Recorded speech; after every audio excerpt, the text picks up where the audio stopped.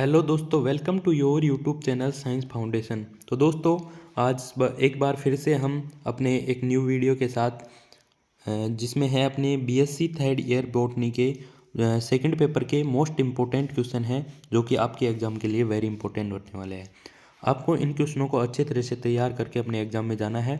इन क्वेश्चनों को आप अगर अच्छी तरह से तैयार कर ले तो आपको इन क्वेश्चनों से बाहर एक भी नहीं जाने वाला है, ठीक है।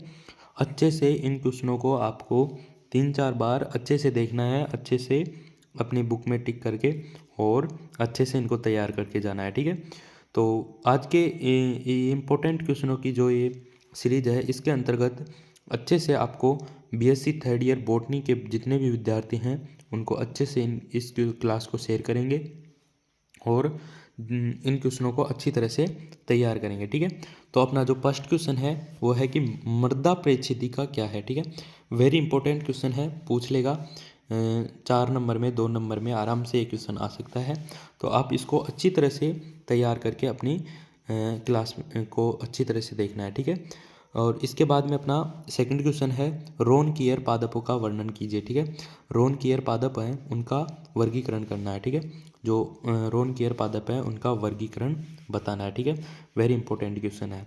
इसके बाद में अपना तीसरा क्वेश्चन है कि जल प्रक्रम में पाई जाने वाली विभिन्न प्रावस्थाओं के बारे में विस्तार से बताओ। जितनी भी जो जल प्रक्रम है, जो अपने प्रक्रम के बारे में आपको विस्तार से समझाना है, ठीक है। जो जल प्रक्रम में पाई जाने वाली विभिन्न प्रावस्थाओं, इसमें कितने प्रकार की प्रावस्था या अवस्था, ठीक है, इसमें से आपको देख लेना है, ठीक है। और इसके बारे में विस्तार से आपको जानकारी देनी है, ठीक है। इसके बाद में अपना चौथा क्वेश्चन है कि गेहूँ और मक्का और एक और है सरसों, ठीक है। इन तीनों में से पूछ लेगा, ठीक है। आपको इन तीनों में से देखने को मिलेंगे, ठीक है, क्वेश्चन। तो जो गेहूँ है, मक्का है, वह सरसों, इन तीनों के अंदर आपको पहला बताना है आपको कि खेती खेती किस प्रकार से होती है, ठीक है। जो खेती के बारे में आपको बताना है पहले। गेहूँ होता है, मक्का होता है, सरसों होता है, उसमें पहले आपको खेती के बारे में बताना है।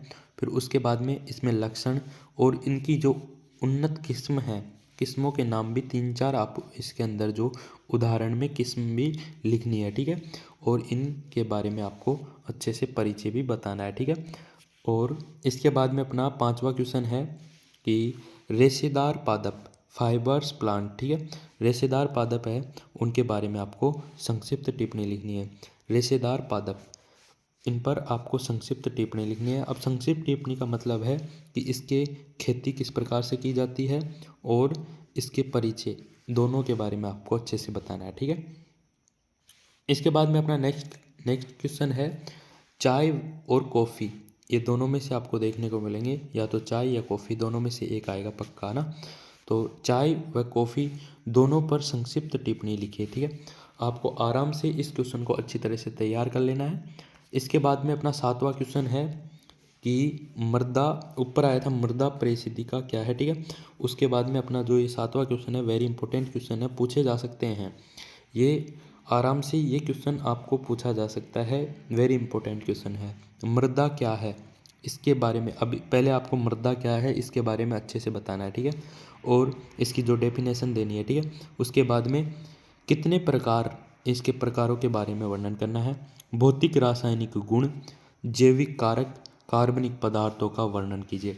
ये थोड़ा बड़ा क्वेश्चन है, बट इस प्रकार के क्वेश्चन जरूर पूछे जाते हैं, ठीक है। इसके बाद में अपना आठवां क्वेश्चन है केजुराइना, केजुराइना तने की आंतरिक संरचना का वर्णन कीजिए, ठीक है। जो केजुराइना है उसके आंतरिक तने की संरचना का वर्णन करना है और इसका आपको डायग्राम भी बनाना है, ठीक है। नामांकित चित्र सहित आपको इसको अच्छे से समझाना है, ठीक है। वेरी इंपॉर्टेंट क्वेश्चन है, ऐसे क्वेश्चन आपको पूछे जा सकते हैं। इसके बाद में अपना नौवां क्वेश्चन है, वेरी इंपॉर्टेंट क्वेश्चन है पारिस्थितिकी पिरामिड, पिरामिड से आपको क्वेश्चन हर बार पूछा जाता है, ठीक है। तो पारिस्थितिकी पिरामिड से आप क्या समझते हैं, जो पारिस्थितिकी पिरामिड है उससे आप क्या समझते हैं। पारिस्थितिकी तंत्रों में पाए जाने वाले विभिन्न प्रकार के पिरामिडों का वर्णन कीजिए। तो आपके इसमें 3 पिरामिड पाए जाते हैं, ऊर्जा का पिरामिड, जैव भार का पिरामिड, जैव संख्या का पिरामिड। इन तीनों में से आपको मैं बता दूं, इम्पोर्टेंट अपना ऊर्जा का पिरामिड है, ठीक है। वेरी इंपॉर्टेंट है, इसको आपको तैयार कर लेना है, ठीक है। आपको इसको अच्छे से तैयार कर लेना है, ठीक है। इसके बाद में अपना जो नेक्स्ट क्वेश्चन है और आज की क्लास का लास्ट क्वेश्चन होने वाला है। वेरी इंपॉर्टेंट क्वेश्चन है, दो दिए जाते हैं इसमें, एक तो है सामाजिक वानिकी और एक कृषि वानिकी। इन दोनों में से आपको वेरी इंपॉर्टेंट है, दोनों में से एक पूछा जा सकता है, अथवा में दे देते हैं और दोनों में से एक करना होता है, ठीक है। तो या तो सामाजिक वानिकी या कृषि वानिकी, तो आपको दोनों को अच्छे से तैयार कर लेना है, ठीक है। तो आज की इस इम्पोर्टेंट क्वेश्चन की सीरीज़ में ये वेरी इंपॉर्टेंट क्वेश्चन है, इनको अच्छे से आपको तैयार कर लेना है और अपने यूट्यूब चैनल साइंस फाउंडेशन को सब्सक्राइब करेंगे। अब आपको रेगुलर अपनी क्लासें वापस से मिलने लगेगी और अपने यूट्यूब चैनल को ज़्यादा से ज़्यादा शेयर करेंगे, लाइक करेंगे और जो भी कोई डाउट होता है या फिर जिस टॉपिक पर आपको वीडियो चाहिए उसका आपको कमेंट में जाकर कमेंट करना है, ठीक है। और ज़रूर बताइएगा कि ये वीडियो आपके लिए कितनी हेल्पफुल रहती है। वेरी इंपॉर्टेंट क्वेश्चन है, मैंने इस क्वेश्चनों को खुद तैयार किया है। वेरी इंपॉर्टेंट क्वेश्चन है, आप अच्छे से इन क्वेश्चनों को तैयार करके अपने एग्ज़ाम में जाएंगे, ठीक है। और ठीक है, वंदे मातरम, जय हिंद।